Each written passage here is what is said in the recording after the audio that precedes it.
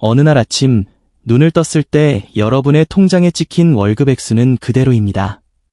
하지만 그 돈으로 살 수 있는 물건들은 마치 마법처럼 반토막 나버린 상황을 상상해 보셨습니까? 불과 어제까지만 해도 1,000원이면 넉넉히 살 수 있었던 라면 한 봉지가 오늘은 1,500원으로 껑충 뛰고 5,000원이면 충분했던 김밥 한 줄은 7,500원이라는 믿기 어려운 가격표를 달고 있습니다. 주유소에서 기름이라도 넣으려면 리터당 2,000원을 훌쩍 넘어선 주유비에 한숨이 터져 나옵니다. 마트에서 평소처럼 장이라도 볼라치면 겨우 장바구니 하나 채웠을 뿐인데 계산대에서는 10만 원이 훌쩍 넘어가는 금액이 뜨는 현실. 마치 악몽 같은 공포 영화의 한 장면 같다고요?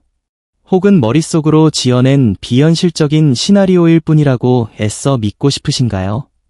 안타깝게도 그렇지 않습니다. 이 모든 것은 지금 이 순간에도 소리 없이 아주 조용히 우리 삶 속으로 스며들고 있는 냉혹한 현실의 단면입니다. 오늘 이 순간에도 원달러 환율은 1,475원을 위협적으로 넘나들고 있습니다.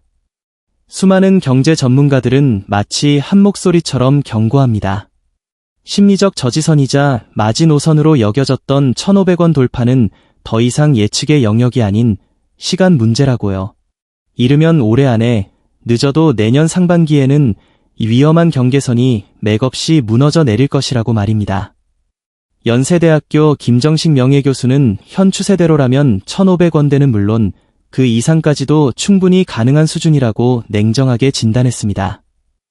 또 다른 이코노미스트 역시 1,500원이 이제 시야에 들어왔다며 불안한 미래를 예고했습니다. 환율 1,500원. 그저 숫자 몇 개가 나열된 것처럼 보이는 이 지표가 무너지는 순간 우리가 익숙하게 살아왔던 대한민국은 더 이상 예전의 대한민국이 아닐 것입니다. 여러분의 지갑 속돈의 가치가 순식간에 증발하고 식탁이 물가는 감당할 수 없을 정도로 치솟으며 매일 오르던 출근길 주유비는 숨통을 조여올 것입니다. 심지어 막연했던 우리의 미래 설계마저 송두리째 뒤흔들 상상조차 하기 힘든 일들이 현실이 될 것입니다. 오늘 여러분이 보게 될 이 영상은 단순히 시시각각 변하는 경제지표를 전달하는 뉴스가 아닙니다. 이것은 격변하는 시대 속에서 여러분의 삶과 자산을 지켜낼 수 있는 생존 매뉴얼입니다. 지금부터 제가 들려드릴 이야기에 귀 기울여 주십시오. 이야기가 끝나는 순간 내일 아침 여러분이 가장 먼저 무엇을 해야 할지, 그리고 어떻게 이 위기를 헤쳐나갈지 정확한 답을 찾게 될 것입니다. 솔직히 고백하자면 환율이라는 개념은 대다수 평범한 사람들에게는 그리 직접적으로 피부에 와닿는 숫자가 아닙니다. 주식 투자에 열을 올리는 분들이라면 코스피 지수의 등락을 매일같이 주시하고 부동산에 관심을 두는 이들은 아파트 시세 변동의 촉각을 곤두세우지만 환율은 마치 저 멀리 어딘가 전문가들만의 영역에 속한 복잡한 통계처럼 느껴지기 마련입니다. 그러나 우리가 무관심한 사이 우리의 삶을 송두리째 뒤흔들 엄청난 변화가 소리 없이 진행되고 있었습니다. 불과 몇 달 전인 7월만 해도 원달러 환율은 1,350원대에 머물러 있었습니다. 불과 넉 달이라는 짧은 시간 만에 1,470원을 가뿐히 넘어섰고 이는 무려 120원이나 껑충 뛰어오른 수치입니다. 단돈 120원. 편의점에서 껌 한 통 값도 안 되는 돈이잖아? 라고 생각하실지도 모릅니다. 하지만 바로 여기에 교묘한 함정이 숨어 있습니다. 이 작은 숫자의 변화가 우리의 일상에 어떤 거대한 파장을 몰고 오는지 구체적인 사례를 통해 살펴보겠습니다. 매달 미국으로 유학 간 자녀에게 생활비로 3,000달러를 송금하는 부모님이 계십니다. 불과 7월에는 405만 원만 있으면 충분했던 돈이 지금은 무려 440만 원을 송금해야 겨우 3,000달러를 맞춰 보낼 수 있습니다. 단 한 달 만에 36만 원이라는 추가 비용이 발생한 것입니다. 1년으로 환산하면 432만 원. 이는 어지간한 중형차 한 대의 연간 할부금과 맞먹는 엄청난 지출입니다. 이처럼 환율 상승은 국경을 넘어 자녀를 뒷바라지하는 부모들에게는 가슴 아픈 숨겨진 세금으로 다가옵니다.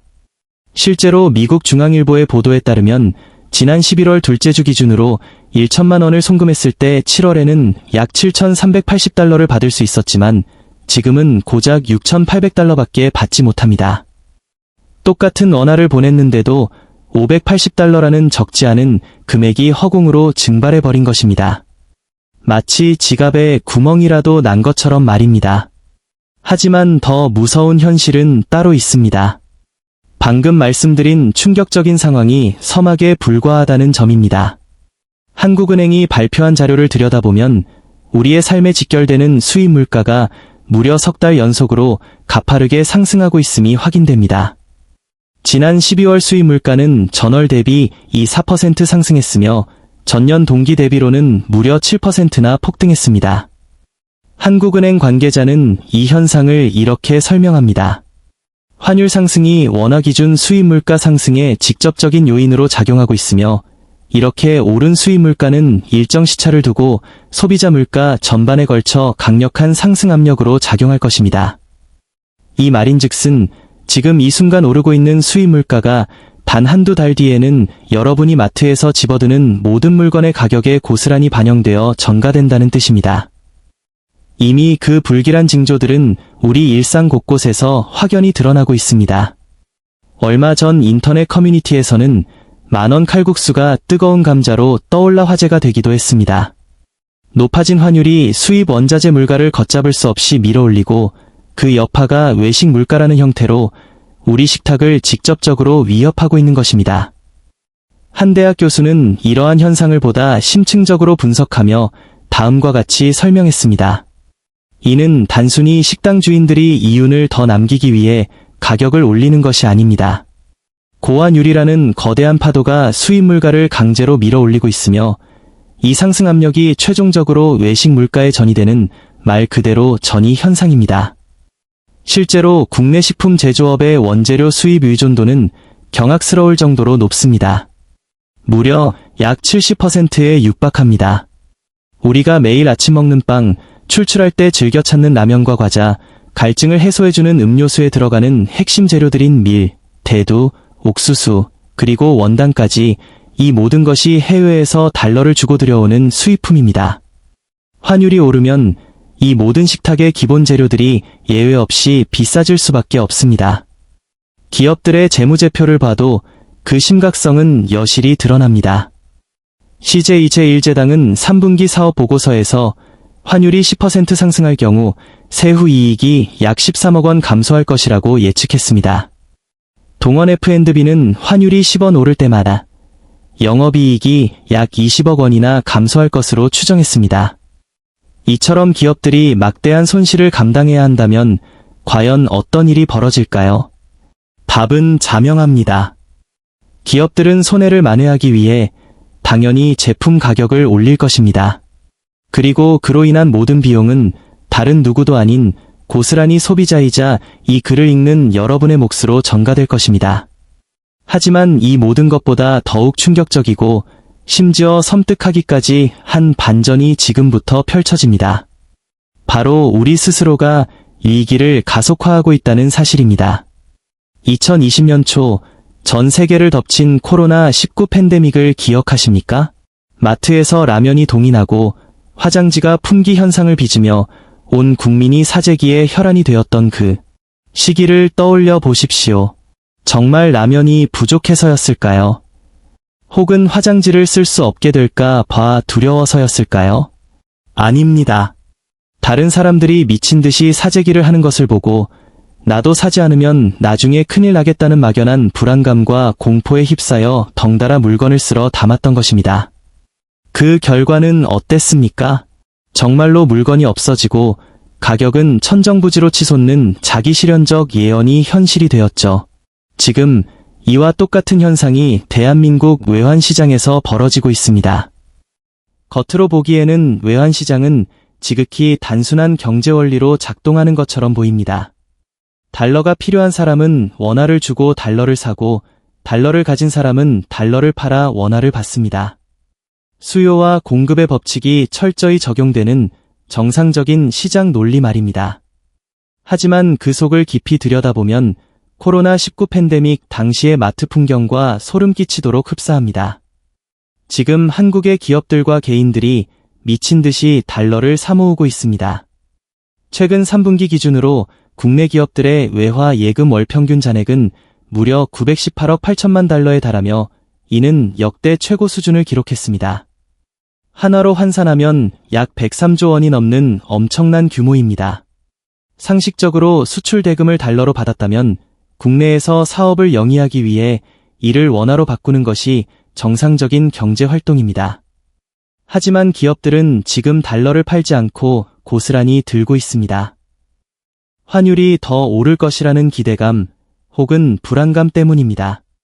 옆집이 달러를 사니까 나도 사야겠다는 심리가 외환시장을 지배하고 있는 것입니다. 모두가 달러를 사들이기만 하면 시장에서 달러는 점점 더 귀해지고 그 가치는 필연적으로 더욱 치솟을 수밖에 없습니다. 올해 3분기까지의 누적 수출액은 전년 동기 대비 2% 증가했습니다. 하지만 같은 기간 기업들의 외화 예금 잔액은 무려 8%나 폭증했습니다. 수출은 소폭 늘었지만 기업들이 달러를 보유하려는 욕구는 그보다 훨씬 더 강력하게 증가했다는 의미입니다.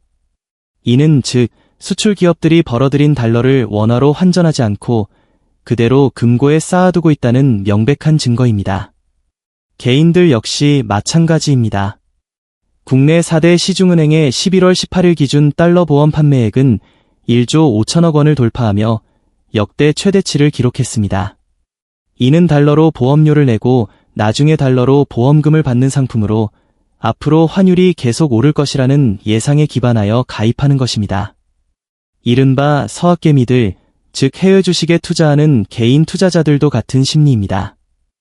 미국 주식에 투자한 사람들은 주식 가격이 그대로 유지되더라도 환율이 오르면 원화 기준으로 수익률이 상승하는 구조적 이득을 누립니다. 하지만 바로 여기서 가장 무서운 일이 벌어집니다. 코로나19 때라면 사재기를 다시 한번 떠올려 보십시오.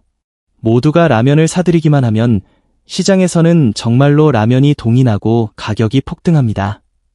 지금 달러 시장에서도 똑같은 현상이 반복되고 있습니다.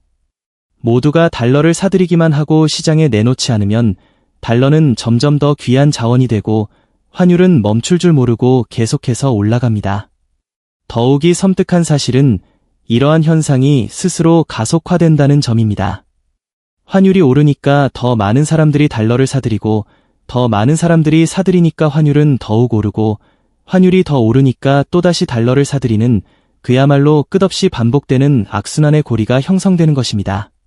전문가들은 이를 공포 매수, 패닉 바잉라고 부릅니다. 공포가 공포를 부르고 그 공포가 시장을 왜곡시키는 것입니다.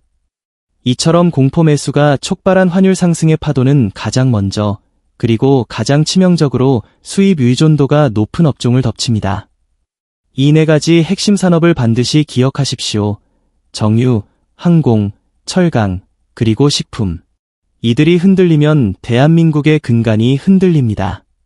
첫 번째는 정유 업계입니다.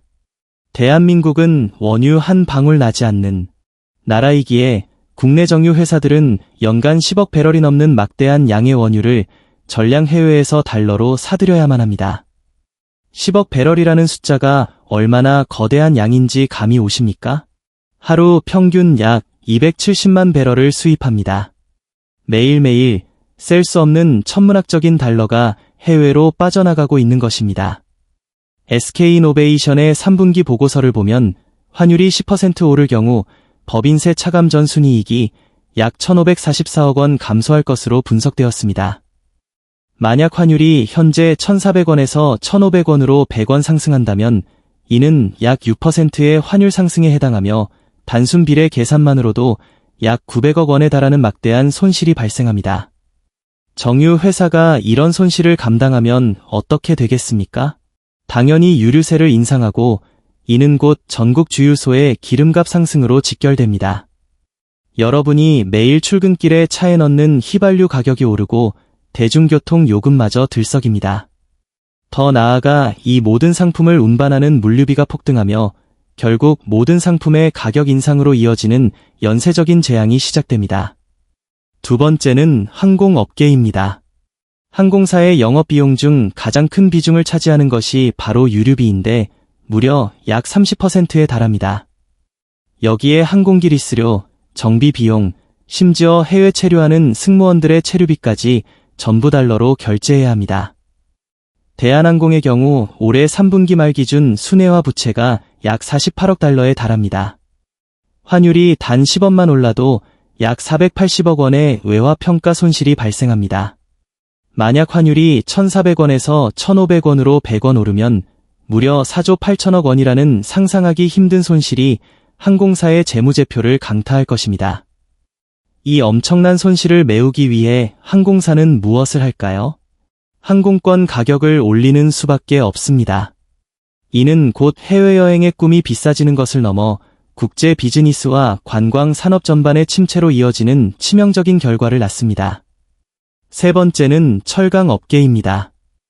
철강 산업의 핵심 원료인 철광석과 제철용 연료탄 또한 전량 해외에서 수입합니다. 환율이 오르면 원가가 치솟는 것은 당연한 이치입니다. 그러나 문제는 여기서 그치지 않습니다. 글로벌 경기 둔화로 인해 철강 수요는 오히려 위축되고 있어 치솟은 원가 상승분을 제품 가격에 온전히 반영하기가 어렵습니다. 결국 기업들의 수익성은 급격히 악화될 수밖에 없습니다. 대한민국 산업의 뼈대를 이루는 철강 산업이 흔들리면 건설 원가가 오르고 아파트 분양가가 상승하며 자동차를 비롯한 모든 제조업 분야에 타격을 입힐 것입니다. 마지막 네 번째는 식품업계입니다. 앞서도 언급했듯이 우리 식탁에 오르는 대부분의 먹거리는 수입산 원재료에 의존하고 있기에 환율 상승에 직접적인 타격을 피할 수 없습니다.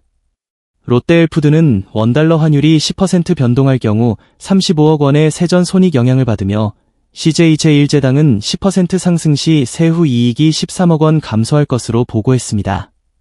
이처럼 주요 식품 기업들이 휘청이면 여러분의 밥상 물가는 걷잡을 수 없이 치솟을 것입니다. 여기서 우리는 가장 핵심적인 질문을 던져야 합니다. 이 네 가지 필수 업종, 즉 정유, 항공, 철강, 식품 산업이 흔들리거나 무너지면 대체 어떤 일이 벌어질까요? 별표 정유 업계가 무너지면 당장 기름값이 폭등합니다. 기름값이 오르면 모든 물류 비용이 치솟고 그 결과 우리가 소비하는 모든 제품의 가격이 인상됩니다. 별표 항공업계가 무너지면 항공권은 그림의 떡이 되어버리고 해외여행은 꿈도 꾸기 어려워집니다. 이는 곧 관광산업의 붕괴로 이어져 국가 경제에 막대한 손실을 초래할 것입니다. 별표 철강업계가 흔들리면 건설 원가가 급등하여 아파트 분양가는 천정부지로 치솟고 대한민국 산업 전반의 경쟁력이 약화됩니다. 별표 식품업계가 무너지면 우리의 장바구니 물가는 감당할 수 없을 정도로 불어나 서민들의 삶을 직접적으로 압박할 것입니다. 이것이 바로 도미노 효과입니다. 단 하나의 도미노가 쓰러지는 순간 연쇄적으로 모든 도미노가 쓰러져 내리는 것처럼 한 산업의 위기가 다른 산업으로 그리고 결국은 우리 모두의 삶으로 전이되는 것입니다. 하지만 이 모든 것은 단지 시작에 불과합니다. 정부 산하 경제 연구기관인 한국개발연구원 KDI에서 분석한 결과를 보면 그 심각성에 소름이 돋을 정도입니다. KDI의 연구에 따르면 환율이 1%포인트 오르면 소비자 물가는 0.04%포인트 상승합니다. 예를 들어 환율이 1,400원에서 1,414원으로 14원만 올라도 물가는 0.04% 오른다는 뜻입니다. 그렇다면 만약 환율이 1,400원에서 1,500원으로 즉 100원이나 오른다면 어떻게 될까요? 이는 약 7%포인트의 환율 상승에 해당하며 계산에 따르면 소비자 물가는 무려 0.28%에서 0.8%까지 상승할 수 있습니다.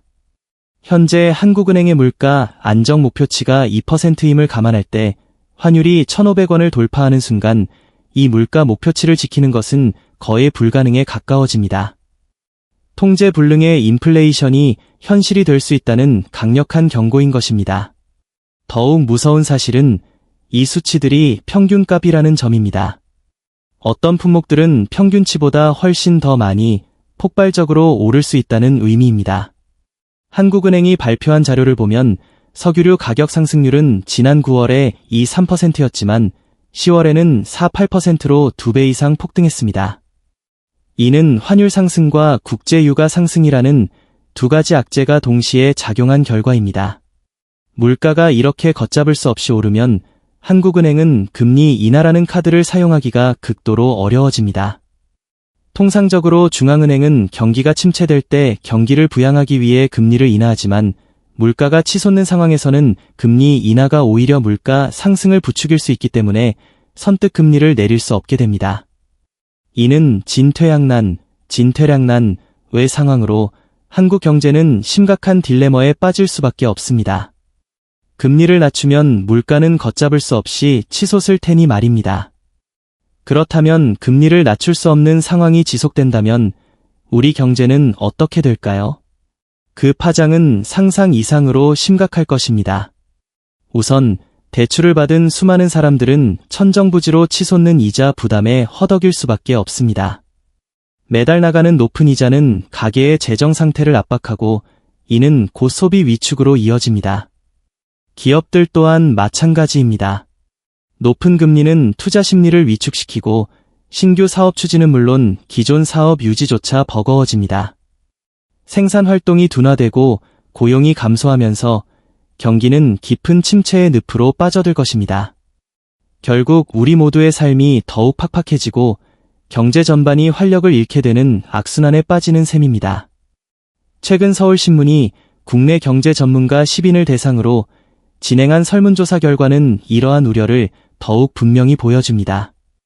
전문가들은 단기적인 금리 조정이나 임시방편적인 구두 개입으로는 현재의 위기를 극복하기 어렵다고 입을 모았습니다.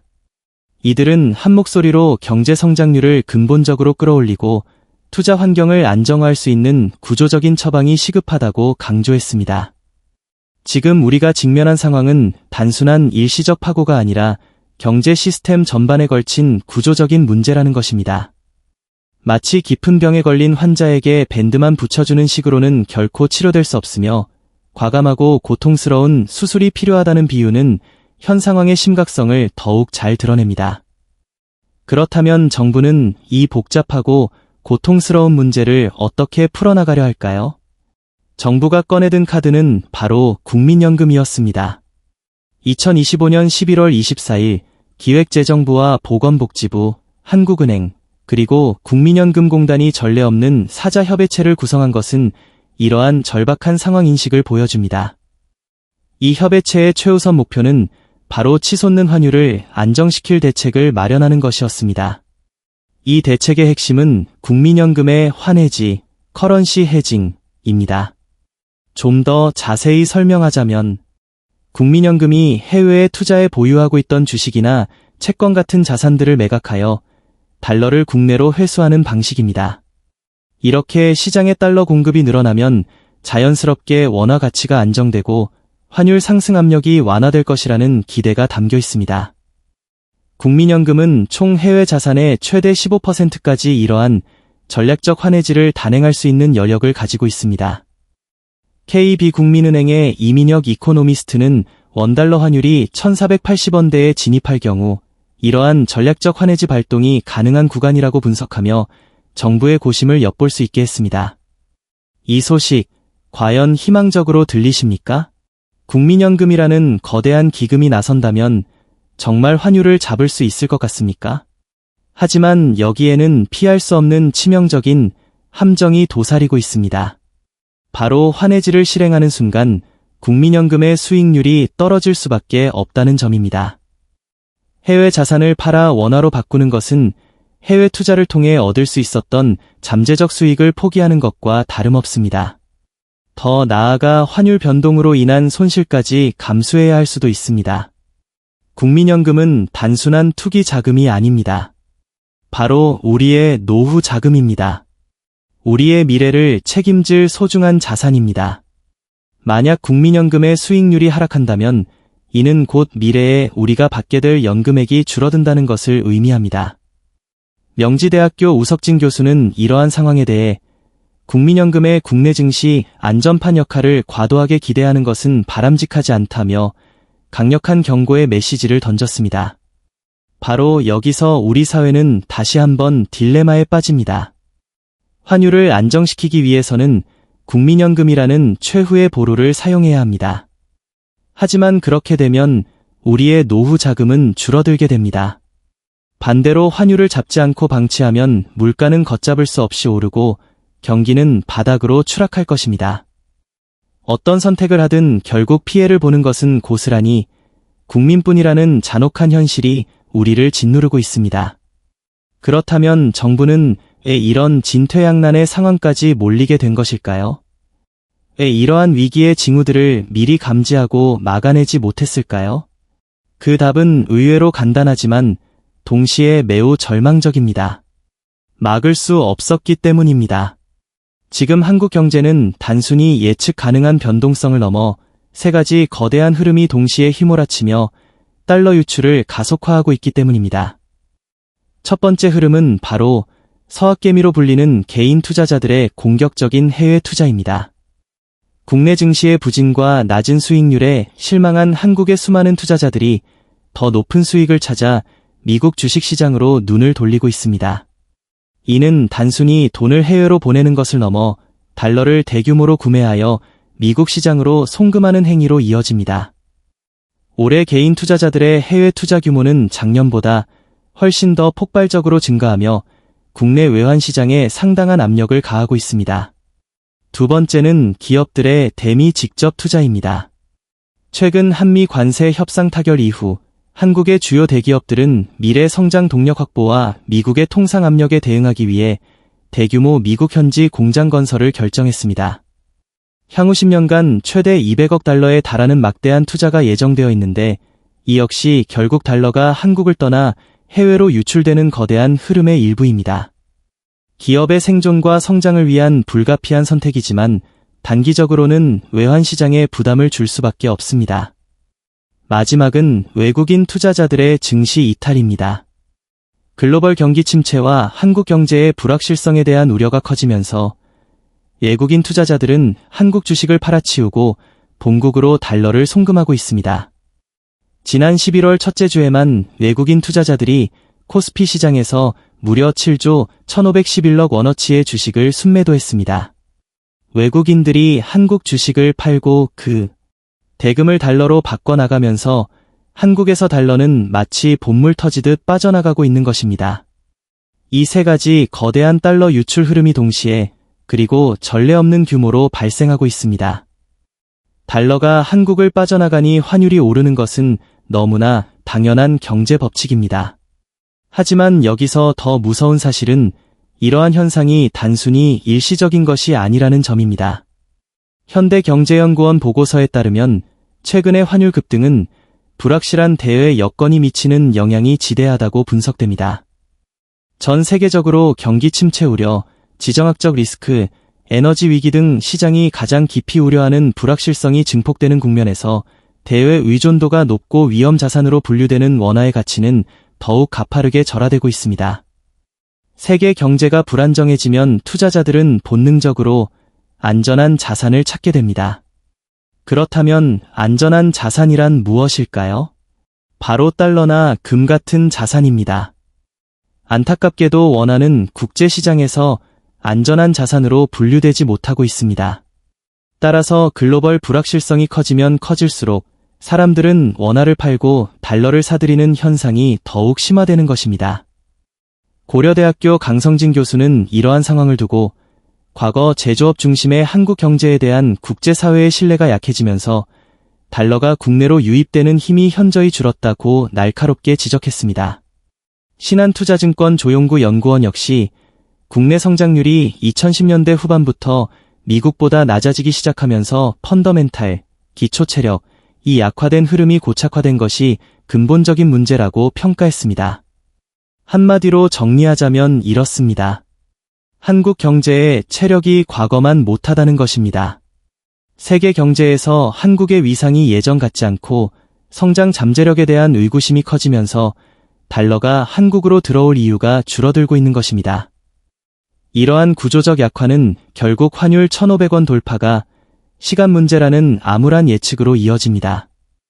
1997년의 외환위기를 우리는 아직 생생히 기억하고 있습니다. 당시 환율이 얼마까지 치솟았는지 기억하십니까? 무려 1,900원이었습니다. 1997년 초 842원이었던 환율이 불과 1년 만에 1,000원 이상 폭등하며 국가 경제를 송두리째 뒤흔들었습니다.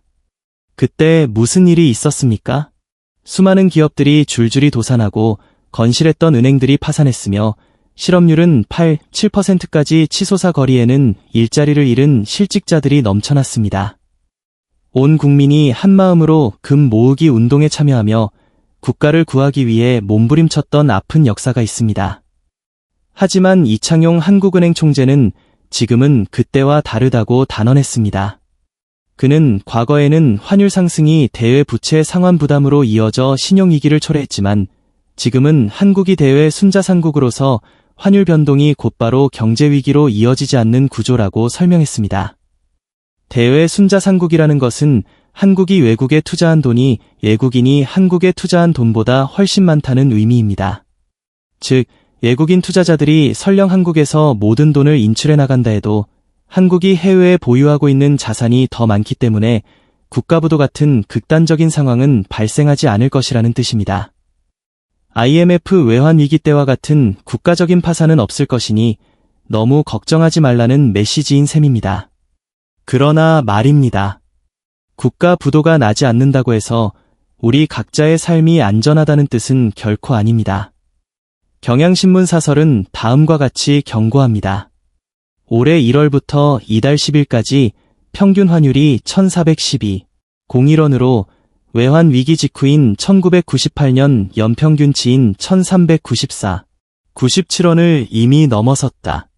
환율이 1,000원대 초반에서 움직이던 시절과 비교하면 국민 개개인의 실질적인 재산 가치가 무려 40% 이상 날아간 셈이라는 섬뜩한 분석입니다.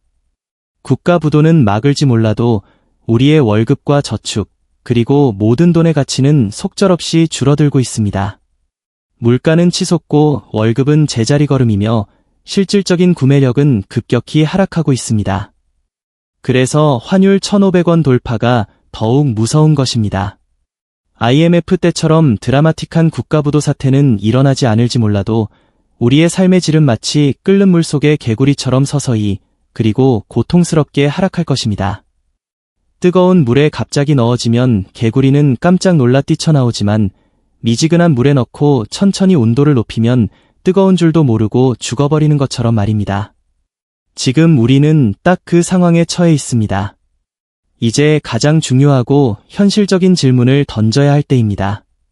우리는 위기 앞에서 어떻게 대처해야 할까요? 어떻게 우리의 삶을 지켜내야 할까요? 가장 먼저 고려해야 할 것은 바로 달러 자산을 확보하는 것입니다. KB국민은행 박상현 PB는 전체 금융자산의 약 20%를 달러 자산으로 운용할 것을 권고합니다. 모든 자산을 원화로만 보유하고 있다면 환율이 오를 때마다 우리의 재산 가치는 그대로 하락하는 손실을 입게 됩니다. 달러 예금, 달러 펀드 또는 미국 주식과 같은 해외 투자 상품 등 어떤 형태든 상관없습니다. 중요한 것은 자산의 일부를 반드시 달러로 보유하여 환율 변동에 대한 해지 효과를 만드는 것입니다. 이는 우리의 자산을 지키는 가장 기본적인 방어막이 될 수 있습니다. 다음으로는 소비 패턴을 과감하게 바꿔야 합니다. 해외여행, 수입식품, 수입차 등 수입 의존도가 높은 품목들은 환율이 오르면 가격이 급등할 수밖에 없습니다. 꼭 필요한 것이 아니라면 당분간은 이러한 소비를 미루거나 국내 대체재를 찾는 것이 현명합니다. 예를 들어 해외여행 대신 국내 여행을 즐기고 수입 농산물 대신 국산 농산물을 선택하는 등의 작은 변화가 모여 큰 효과를 낼 수 있습니다. 또한 매달 지출되는 고정비를 최대한 줄여야 합니다. 월세, 대출이자, 통신비, 보험료 등은 매월 일정하게 지출되지만 이들이 쌓이면 생각보다 훨씬 큰 부담이 됩니다. 환율 상승은 결국 물가 상승을 부르고 이는 다시 생활비 전반의 증가로 이어지는 구조입니다. 고정비를 줄여야만 급변하는 경제 상황 속에서도 가게가 버틸 수 있는 여력이 생깁니다. 불필요한 구독 서비스를 해지하고 저렴한 통신 요금제로 변경하며 보험료를 재조정하는 등 실질적인 노력이 필요합니다. 물론 위기 속에서도 기회를 찾을 수 있습니다. 바로 수출 관련 업종에 주목하는 것입니다. 환율이 오르면 내수 위주의 기업들은 어려움을 겪겠지만 수출 기업들은 오히려 유리해질 수 있습니다. 반도체, 조선, 자동차와 같은 주요 수출 기업들은 환율 상승으로 인해 수출 경쟁력이 높아지고 해외 시장에서의 가격 경쟁 우위를 확보할 수 있습니다. 만약 주식 투자에 관심이 있다면 이러한 업종의 기업들을 눈여겨보는 것도 좋은 투자 전략이 될 수 있습니다. 무엇보다 가장 중요한 것은 긴급 자금을 확보하는 것입니다. 현금으로 최소 6개월치 생활비를 반드시 확보해 두어야 합니다. 환율이 1,500원을 돌파하는 예상치 못한 상황이 발생한다면 회사가 어려워져 월급이 밀리거나 물가가 급등하여 기본적인 생활비조차 부족해지는 등의 비상 상황이 발생할 수 있습니다. 그때 우리를 움직이게 할 수 있는 유일한 힘은 결국 현금뿐입니다. 만약 부채가 있다면 지금이야말로 그 부채를 줄여야 할 때입니다. 특히 변동금리 대출을 받고 있다면 금리 인상 위험에 노출되어 있으므로 고정금리로 전환하거나 가능한 한 원금을 갚아나가는 것이 좋습니다. 환율이 높은 상태에서는 한국은행이 금리를 내리기 극도로 어렵습니다. 금리가 높은 상태로 오래 유지될수록 이자 부담은 눈덩이처럼 불어나 가계를 파산으로 몰아넣을 수 있습니다. 마지막으로 수입원을 다양화해야 합니다. 환율이 불안정하고 물가가 오르는 시대에는 하나의 수입원에만 의존하는 것은 매우 위험합니다. 부업이든 투자이든 혹은 새로운 기술을 배워 창업을 하든 무엇이든 추가적으로 돈을 벌 수 있는 방법을 적극적으로 찾아야 합니다. 예측 불가능한 미래에 대비하기 위한 가장 강력한 방어책이 될 것입니다. 이제 최악의 시나리오를 한번 그려보겠습니다. 환율이 마침내 1,500원을 돌파했습니다. 처음에는 1,510원, 1,520원, 이렇게 천천히 올라갑니다. 사람들은 아직 크게 걱정하지 않습니다. IMF 때 1,900원도 견뎠는데 뭐 어때? 이 정도쯤이야. 그러나 물밑에서는 거대한 변화가 시작됩니다. 외국인 투자자들이 한국 경제에 대한 불안감을 감추지 못하고 대규모로 한국 주식을 팔아치우기 시작합니다. 코스피 지수는 2,500선이 깨지고 2,400, 2,300, 공포가 시장 전반으로 확산됩니다. 패닉셀이 이어지면서 환율은 더욱 빠르게 치솟습니다. 1,550원, 1,600원. 정부가 뒤늦게 구두 개입에 나섭니다. 과도한 환율 변동성은 용납할 수 없다. 필요하다면 적극 개입하겠다. 하지만 시장은 정부의 경고에 아랑곳하지 않고 요동칩니다. 수입 물가가 폭등하기 시작합니다. 당장 우리의 삶과 직결되는 유류비가 하늘 높은 줄 모르고 오릅니다. 주유소 기름값은 리터당 2,500원을 넘어섭니다. 물류비가 치솟으면서 택배비가 인상되고 마트에서 파는 모든 생필품 가격이 줄줄이 오릅니다. 라면 한 봉지에 1,500원, 우유 1리터가 4,000원에 육박합니다. 식당들도 더 이상 버티지 못하고 가격을 올립니다. 칼국수 한 그릇이 12,000원, 김치찌개가 13,000원. 외식을 하려면 이제 1인당 최소 2만 원은 있어야 합니다. 사람들은 외식을 줄이다 못해 포기합니다. 동네 식당들이 하나둘 문을 닫기 시작합니다. 항공권 가격은 천정부지로 솟아오릅니다. 미국 왕복 항공권이 300만 원, 유럽 왕복은 500만 원을 호가합니다. 해외여행의 꿈은 멀어지고 여행사들은 줄도산 위기에 처합니다. 유학비도 감당할 수 없을 만큼 폭등합니다. 미국에 자녀를 보낸 부모들은 한 달에 100만 원씩 더 송금해야 하는 상황에 직면합니다. 결국 버티지 못하고 자녀를 귀국시키는 가정이 속출하며 가슴 아픈 이별이 이어집니다. 기업들은 생존을 위해 구조 조정에 돌입합니다. 원자재 가격은 오르는데 이미 높아진 물가 때문에 제품 가격을 더 올리기 어렵습니다. 수익이 급격히 줄어들면서 인건비 절감 압박이 거세집니다. 정리해고가 시작되고 실업자는 걷잡을 수 없이 늘어납니다. 구직 시장은 꽁꽁 얼어붙고 청년들은 취업 자체를 포기하는 지경에 이릅니다. 중장년층은 재취업 기회를 완전히 상실하고 길거리로 내몰립니다. 정부는 결국 국민연금 환해지를 본격적으로 추진합니다. 해외 자산을 팔아 달러를 국내로 대량 유입시킵니다. 환율이 일시적으로 조금 내려가는 듯 보이지만 이는 미봉책에 불과합니다. 국민연금의 수익률은 크게 하락하고 미래에 받게 될 우리의 연금액이 줄어든다는 잔혹한 현실이 눈앞에 닥칩니다. 한국은행은 물가 폭등을 막기 위해 금리를 내릴 수 없는 상황에 놓입니다. 대출 이자는 여전히 높은 상태로 유지되고 빚을 감당하지 못한 사람들이 집을 팔아치우기 시작하면서 부동산 가격마저 흔들립니다. 소비는 완전히 얼어붙습니다. 사람들은 지갑을 닫고 돈을 쓰지 않습니다. 기업들의 매출은 계속 줄어들고 우리 경제는 깊은 나락으로 빠져듭니다. 또다시 구조조정의 그림자가 드리우고 회사는 문을 닫고 일자리는 사라지며 경제는 끝없는 악순환의 늪으로 빠져들 것입니다. 소비는 더 위축되고 기업들의 매출은 고사하고 생존마저 위협받으며 대규모 실업은 가계 경제를 더욱 옥죄는 잔혹한 현실이 반복될 것입니다.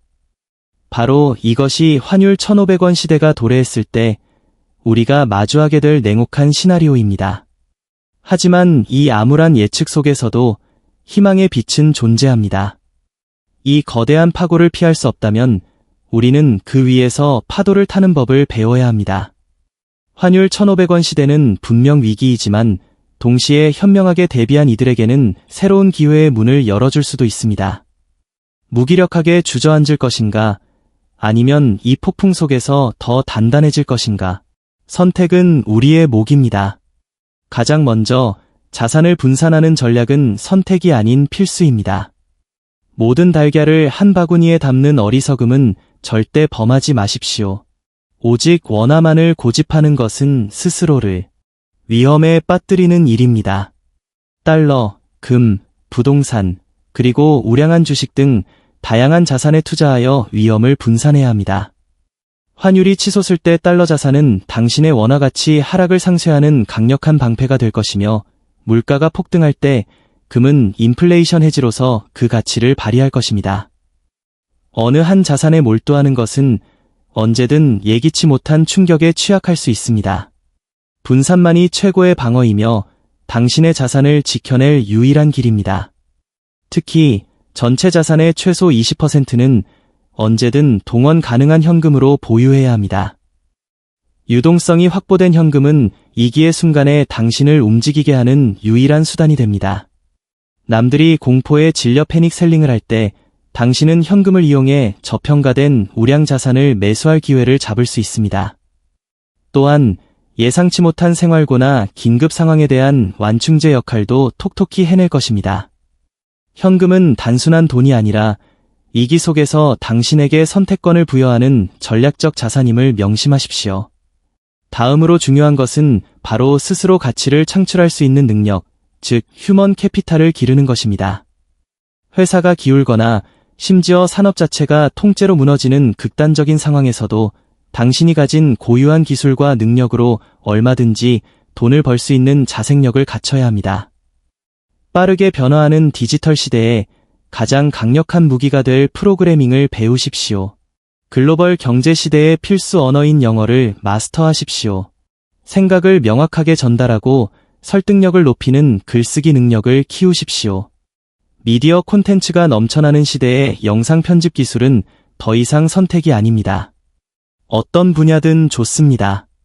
시장이 필요로 하는, 즉 수요가 높은 기술을 최소한 하나 이상 깊이 있게 익혀 두십시오.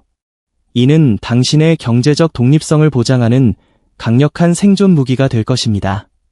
또한 위기 속에서 당신의 든든한 버팀목이 될 수 있는 인맥을 폭넓게 형성하십시오. 혼자서는 이 거대한 폭풍을 견뎌내기 어렵습니다.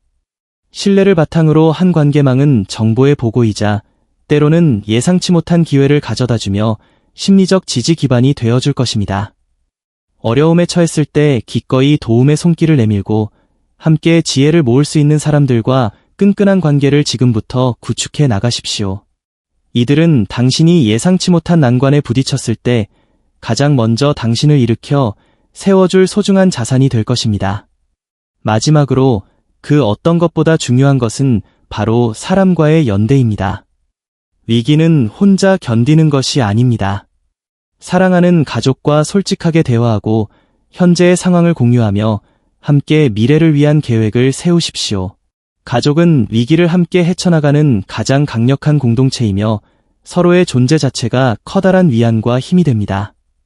친구들과도 정기적으로 연락하며 서로를 격려하고 유용한 정보를 공유하십시오. 힘든 시기일수록 심리적 지지와 정서적 유대는 그 어떤 물질적 도움보다 소중합니다. 더 나아가 당신이 살고 있는 지역 커뮤니티에 적극적으로 참여하여 이웃들과 긍정적인 관계를 맺으십시오. 위기가 닥쳤을 때 가장 현실적이고 든든한 도움을 줄 수 있는 사람들은 바로 당신 가까이에 있는 이웃들입니다. 함께 살아가는 연대의 정신이야말로 우리가 이 폭풍을 헤쳐나갈 진정한 힘이 될 것입니다. 이제 더 이상 주저할 시간이 없습니다. 환율 1,500원 돌파는 단순한 가능성이 아니라 이미 시간의 문제가 되었습니다. 많은 전문가들은 빠르면 올해 안에, 늦어도 내년 상반기에는 이 마지노선이 무너질 것이라고 예측하고 있습니다. 그러나 여러분은 지금 이 영상을 통해 그 사실을 미리 알게 되었습니다. 다른 이들보다 먼저 미래를 엿본 당신에게는 준비할 귀중한 시간이 주어졌습니다. 준비하는 사람과 준비하지 않는 사람의 위기 극복 능력은 상상을 초월할 만큼 엄청난 차이를 보입니다. 똑같은 폭풍을 겪어도 어떤 이는 속절없이 무너지지만 어떤 이는 오히려 그 위기를 발판 삼아 더 높이 도약합니다. 그 차이는 단 하나, 바로 준비했는가, 하지 않았는가에 달려 있습니다. IMF 외환 위기 때를 기억하십시오. 글로벌 금융 위기 때를 상기하십시오. 매번 엄청난 위기가 닥쳤을 때마다 누군가는 모든 것을 잃고 좌절했지만 누군가는 살아남았고 심지어 더 강해져서 새로운 시대를 이끌었습니다. 여러분은 과연 어떤 사람이 되고 싶습니까? 당신의 가난은 소리 없이, 그러나 무섭게 다가올 것이지만 철저히 준비된 자만이 그 폭풍우 속에서도 흔들림 없이 우뚝 서 있을 수 있습니다. 지금 당장 행동에 나서십시오. 더 이상 미룰 시간이 없습니다. 망설이지 말고 달러 통장을 개설하십시오. 불필요한 고정비를 과감히 줄이고 이기를 위한 긴급 자금을 즉시 마련하십시오. 시장이 요구하는 새로운 기술을 배우는데 투자하십시오. 가족과 머리를 맞대고 허심탄회하게 대화하며 함께 미래를 준비하십시오. 환율 1,500원 시대, 그 거대한 경제적 폭풍이 바로 코앞까지 밀려오고 있습니다. 우리는 이 폭풍을 피할 수는 없습니다. 하지만 폭풍 속에서도 살아남아 더 강해질 수는 있습니다. 오직 준비된 자만이 이 격동의 시기를 헤쳐나갈 수 있습니다. 지금입니다. 바로 이 순간부터 당신의 미래를 위한 첫걸음을 시작하십시오.